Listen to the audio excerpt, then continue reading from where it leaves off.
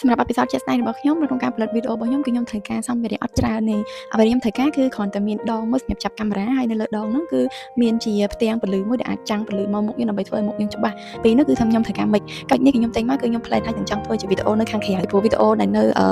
ខាងក្រៅគឺយើងត្រូវការមិចព្រោះដោយសារពេលដែលយើងទៅខាងក្រៅគឺមានសំឡេងរំខានច្រើនចង់ឲ្យវីដេអូរបស់យើងសំឡេងរបស់យើងរៀងច្បាស់គឺយើងត្រូវតែប្រើមិចហើយមានទេគឺសម្រាប់ការ live ខ្ញុំប្រើមិចនេះប៉ុន្តែដោយសារតែពេលយកមកគឺក៏ប្រើជាមួយនៅក្នុងវីដេអូតែម្ដងទៅវាក៏ជួយសំឡេងយើងបន្ថែមកម្រិតទៅដែរសំឡេងយើងកាន់តែច្បាស់ចំណុចទី3ដែលខ្ញុំត្រូវការជាងគេគឺទីតាំងហើយទីតាំងដែលខ្ញុំត្រូវការអត់ចាំបាច់ទៅណាឆ្ងាយគឺនៅក្នុងបន្ទប់របស់ខ្ញុំគ្រាន់តែថាទីតាំងដែលខ្ញុំត្រូវការគឺខ្ញុំយកប្លង់មួយណាដែលអាចផ្ដល់ពន្លឺគ្រប់គ្រាន់មកដល់ខ្ញុំមិនថាខ្ញុំមានពន្លឺពីដងទូរស័ព្ទមួយហើយខ្ញុំមានពន្លឺបើសិនជាអាចមានពន្លឺពីព្រះអាទិត្យមួយទេគឺកាន់តែធ្វើឲ្យផ្ទៃមុខរបស់យើងកាន់តែច្បាស់ដូចឥឡូវនេះវីដេអូនេះគឺខ្ញុំប្រើដងកាមេរ៉ាសម្រាប់ថតដាក់ទូរស័ព្ទនោះមួយហើយខ្ញុំនៅពីមុខបង្អួចអញ្ចឹងវាមានពន្លឺព្រះអាទិត្យចាំងចូលមកគឺធ្វើឲ្យមុខខ្ញុំរៀងច្បាស់អញ្ចឹងហើយក៏មានពន្លឺគ្រប់គ្រាន់អ្នកគ្នាមើលមកគឺឃើញមុខខ្ញុំច្បាស់តែម្ដងអញ្ចឹងគ្រប់វីដេអូជាធីបរបស់ខ្ញុំគឺសូមឲ្យឃើញមុខច្បាស់ហើយអត់ចាំបាច់ថាត្រូវប្រើកាមេរ៉ាខ្ញុំថតទូរស័ព្ទអ្នកគ្នាវីដេអូខ្ញុំតាំងពីដំបូងរហូតមកដល់ឥឡូវគឺខ្ញុំថតនៅក្នុងទូរស័ព្ទទេបើសិនជាមួយទេបើអត់ចាំបាច់ដល់មានដងដែលដាក់ជើងទូរស័ព្ទក៏ដោយអ្នកគ្នាគ្រាន់តែមានអីមួយដែលអាចដាក់ទប់ទូរស័ព្ទយើងឲ្យនឹងហើយយើងទៅរកទីតាំងដែលមានពន្លឺជាពន្លឺព្រះអាទិត្យចឹងហើយបើសិនជាខ្ញុំអត់មាន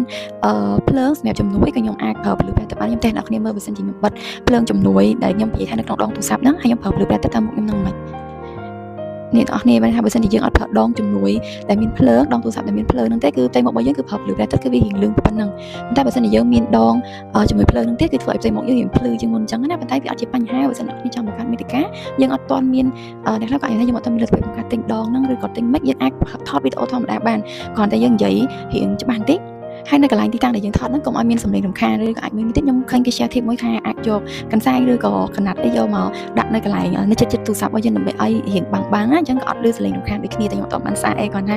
មានបងប្អូនគាត់ share ចែករំលែកថាយើងអាចធ្វើអញ្ចឹងបានបើសិនជាយើងអត់ចង់ចំណាយលុយទិញមិចនេះហើយបើសិនថាមិចនេះខ្ញុំទិញពីណាខ្ញុំប្រាប់អ្នកគ្នាអ្វីដែលខ្ញុំប្រើគឺខ្ញុំទិញពីថៅប៉ាវមិនមែនថានៅក្នុងស្រុកខ្មែរមាននៅស្រុកខ្មែរក៏មានដែរគាត់ថាខ្ញុំចេះកំងអវ៉ាន់អញ្ចឹងខ្ញុំក៏កំងអវ៉ាន់ពីនោះមកហើយណាមួយវាក៏ដោះច្រើនដែរអញ្ចឹងយើងអាចធ្វើវីដេអូផលិតវីដេអូជូនអ្នកគ្នាបានអញ្ចឹងបើសិនជាអ្នកណាដែលគាត់កំពុងតែចង់បង្កើតមាតិកាហើយឆ្ងល់ថាតើអ្នកថតវីដេអូមួយគេត្រូវប្រើអីគេខ្លះគេត្រូវមានភ្លើងប្រមាណដើម្បីចាំងមកឲ្យចំផ្ទៃមុខមកគេឃើញស្អាតហ្នឹងគឺអត់ទេដូចខ្ញុំនិយាយអញ្ចឹងអ្នកខ្លះគេគាត់អាចបើសិនជាគាត់ផលិតវីដេអូលក្ខណៈថាបែបជាប្រម៉ូទអវ៉ាន់ឬក៏អីគាត់អាចនឹងត្រូវប្រើពលឺច្រើនព្រោះដោយសារគាត់ត្រូវការ focus ទៅលើ